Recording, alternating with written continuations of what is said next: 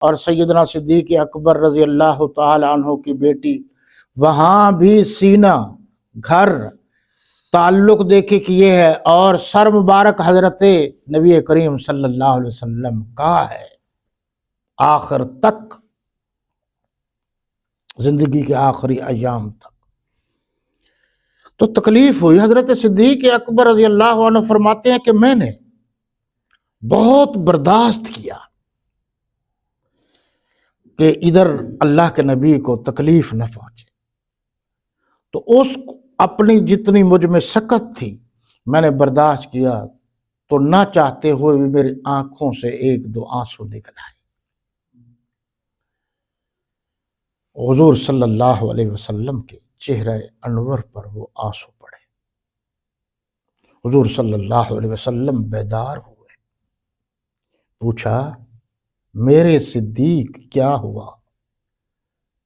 یہ صدیق اور عتیق حضور صلی اللہ علیہ وسلم نے حضرت صدیق اکبر کو لقب عطا فرمائے تھے۔ صدیق کا معنی ہے کہ سچے سب ہیں، لیکن آپ جیسا سچا میرے بعد قیامت تک اور کوئی نہیں آئے گا۔ سچوں کے سردار ہیں آپ۔ اور عتیق کا معنی ہے کہ جہنم سے اللہ نے آپ کو آزاد کر دیا۔ فرمایا آپ نے تو معراج کی تصدیق کی تھی، کیا ہوا؟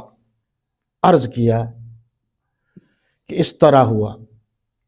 تو آپ صلی اللہ علیہ وسلم نے اپنا لعاب دہن حضرت صدیق اکبر رضی اللہ تعالی عنہ کے پاؤں کی اس جگہ پر لگایا جہاں کالے سانپ نے ڈسا تھا، شفا ہو گئی۔ یہ منظر قرآن نے یہاں بیان کیا ہے جو میں نے بتایا ہے۔ اب آپ دیکھیں گے اور پھر میں آپ کو اس کے حوالے بھی دے دوں گا۔ اس میں جو ایک لفظ ہے لِصَاحِبِهِ، اِذْ يَقُولُ لِصَاحِبِهِ، پوری دنیا کے محققین نے، مفسرین نے، محدثین نے یہ بات لکھی ہے کہ اس سے مراد حضرت صدیق اکبر رضی اللہ تعالی عنہ ہے۔ صاحب معنی دوست، ساتھی، سجن۔ اور یہ بھی ذہن میں رہے کہ اس غار میں انسانوں میں سے ان دو کے علاوہ اور کوئی نہیں تھا۔ یہ حضور صلی اللہ علیہ وسلم تھے، یہ حضرت صدیق اکبر تھے رضی اللہ تعالی عنہ۔ تو فرمایا دیکھیے جی، اِلَّا تَنْصُرُوهُ فَقَدْ نَصَرَهُ اللَّهُ، تمہیں یاد ہے تم مدد نہیں کرو گے تو کیا ہوا؟ تم نے کب مدد کی ہے میرے نبی کی؟ ہر موقع پر اللہ فرما رہے ہیں میں نے ہی تو مدد کی ہے،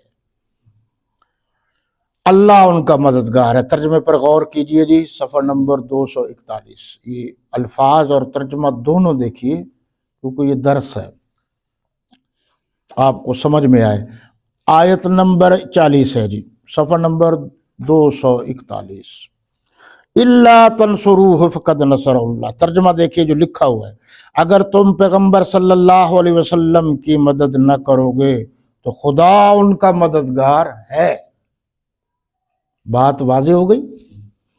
وہ وقت تم کو یاد ہوگا جب ان کو کافروں نے گھر سے نکال دیا، تو اس وقت دو ہی شخص تھے، دو ہی شخص۔ صفحہ نمبر 241، 241، دو ہی شخص تھے جن میں ایک ابو بکر تھے رضی اللہ عنہ، دوسرے خود رسول اللہ صلی اللہ علیہ وسلم۔ جب وہ دونوں غار ثور میں تھے اس وقت پیغمبر صلی اللہ علیہ وسلم اپنے رفیق کو تسلی دیتے تھے کہ غم نہ کرو، اللہ ہمارے ساتھ ہے۔ ایک اردو میں لفظ ہے جی خوف اور ایک ہے حزن۔ خوف کا معنی ہے دنیا میں کسی قسم کا خوف، اور حزن کا معنی لکھا ہے نہ دنیا میں کسی قسم کا خوف ہوگا نہ آخرت میں کسی قسم کا خوف۔ بات تو واضح ہے صرف سمجھنے کی ضرورت ہے۔ اب یہیں پر میں ایک بات عرض کر رہا ہوں، اور وہ یہ ہے کہ آخرت میں بھی خوف نہیں ہوگا۔ آپ دیکھیے کہ حضور صلی اللہ علیہ وسلم کے دائیں پاؤں کی طرف، یعنی نیچے پاؤں کی طرف حضرت صدیق اکبر رضی اللہ عنہ، اور بائیں طرف بائیں پہلو میں نیچے حضرت فاروق اعظم رضی اللہ تعالیٰ عنہ۔ بعض نے لکھا ہے کہ اللہ کے نبی کے بالکل متصل پاؤں کی طرف حضرت صدیق اکبر، پھر ان کے پیچھے حضرت فاروق اعظم رضی اللہ تعالیٰ عنہ۔ بات یہ ہے سمجھنے کی کہ آج لوگ بات کرتے ہیں جنت کی۔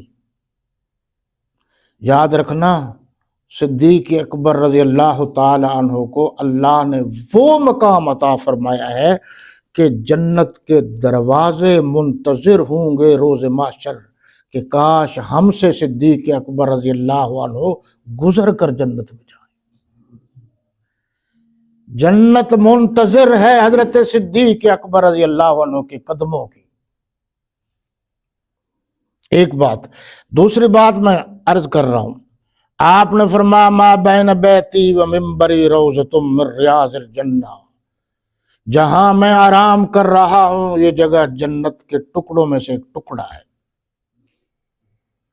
تو حضور صلی اللہ علیہ وسلم جنت میں ہیں، تو پھر صدیق اکبر رضی اللہ اور حضرت عمر رضی اللہ عنہما جنت میں ہیں۔ تم اس جنت کی بات کر رہے ہو، وہ تو برحق ہے، یقیناً ملے گی، لیکن ہمارا عقیدہ اور نظریہ یہ ہے کہ اللہ کے نبی کا ساتھ ہونے کی وجہ سے صدیق و فاروق تو اب بھی جنت میں ہیں۔ تو آپ بتائیے، ان جنتیوں کے خلاف جو بات کرتا ہے وہ جہنمی ہی تو ہے۔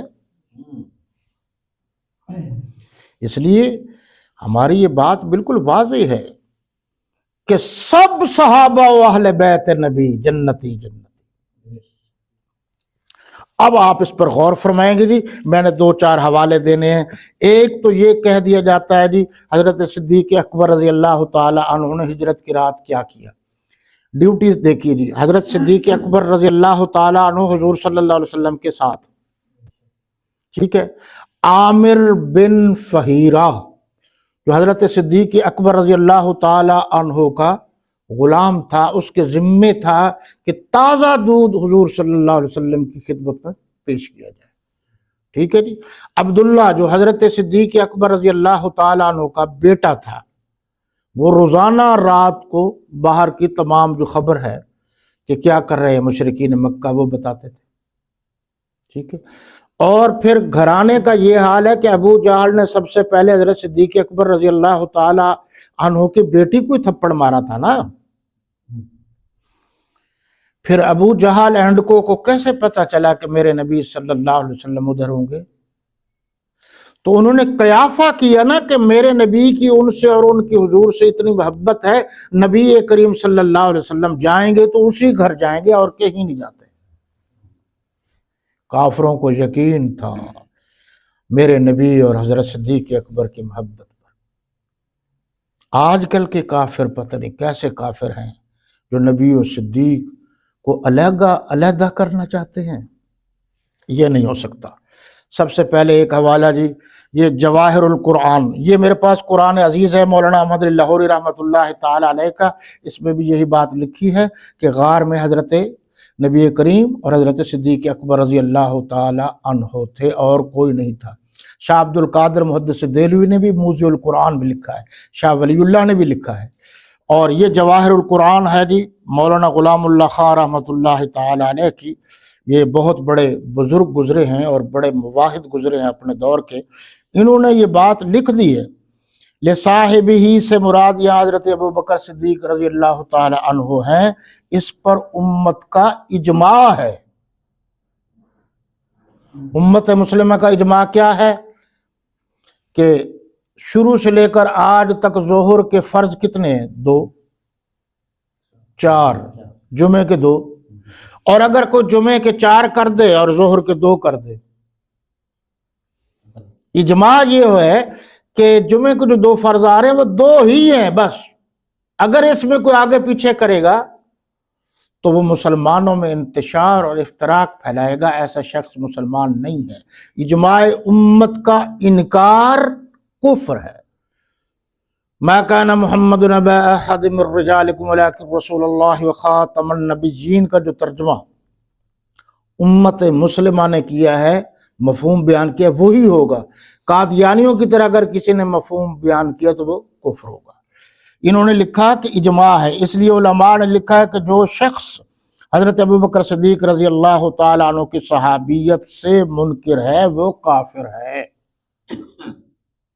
یاد رہے یہ میں نہیں کہہ رہا، میں لکھا ہوا آپ کو پڑھ کر سنا رہا ہوں تاکہ آپ کو یقین ہو جائے۔ آپ چیک کر سکتے ہیں کہ یہ ہماری یا ہمارے بزرگوں کی اپنی طرف سے بنائی ہوئی بات نہیں ہے، یہ ایک طویل عرصہ سے اجماع امت جو ہے آ رہا ہے۔ آگے انہوں نے لکھا ہے کہ من انکر ان یکون ابو بکر رضی اللہ تعالی عنہ صاحب رسول اللہ صلی اللہ علیہ وسلم فهو کافر لانه انکر نص القرآن۔